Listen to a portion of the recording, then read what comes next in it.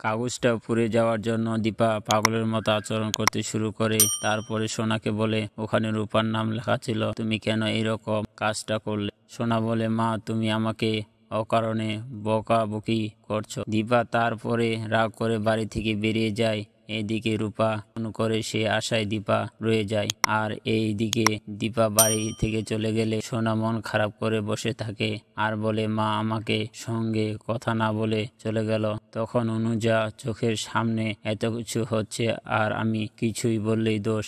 আজকে যদি রূপা না বেঁচে থাকে, সোনার সামনে রূপা রূপা করলে ও কি ফিরে আসবে? অন্যদিকে স্কুল টিচার ফোনটা জমা দেওয়ার জন্য বলে, কিন্তু রূপা ফোন জমা না দিয়ে রং নাম্বারে বারবার ফোন করে আর ভাবে তার মা তাকে এখনই ফোন করবে। তখনই রূপা স্কুল থেকে বেরিয়ে যায় আর এইদিকে রূপা নিউজ দোকানগুলোতে গিয়ে পাগলের মতো করতে শুরু করে। সূর্য তখন দীপাকে থামাতে শুরু করলে তখনই দীপা সূর্যকে বলে, আপনি কেন বুঝতে পারতেছেন না যে রূপা আমাদের সাথে যোগাযোগ করার চেষ্টা করতেছে? অন্যদিকে ফান্টুস রূপাকে জিজ্ঞাসা করে, এই সময় স্কুলে না থেকে বাড়িতে কি করছো? তখন স্কুল টিচার ফান্টুসের বাসায় আসে, বলে, আপনার মেয়েকে অন্য কোনো স্কুলে পড়াবেন, এখানে আপনার মেয়েকে ফোন নিয়ে আসতে দেবে?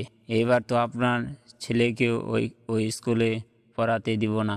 আর এইদিকে দীপা বলে চলে আসে পুলিশ কাস্টডিতে। তখন পুলিশ অফিসার সূর্যকে বলে, আপনার ওয়াইফকে একটু বোঝানোর চেষ্টা করুন। তখনই দীপার মনে পড়ে যায় রূপার নাম্বারটা তো মুখস্থ, হয়তোবা তার ফোন খারাপ হয়ে গেছে। আর এইদিকে রূপা তার মায়ের নাম্বারে ফোন করার চেষ্টা করে। দীপা তখন তার ফোন নষ্ট, সে নষ্ট ফোনটা দিয়ে দোকানে নিয়ে গেলে মেরামত করার চেষ্টা করে।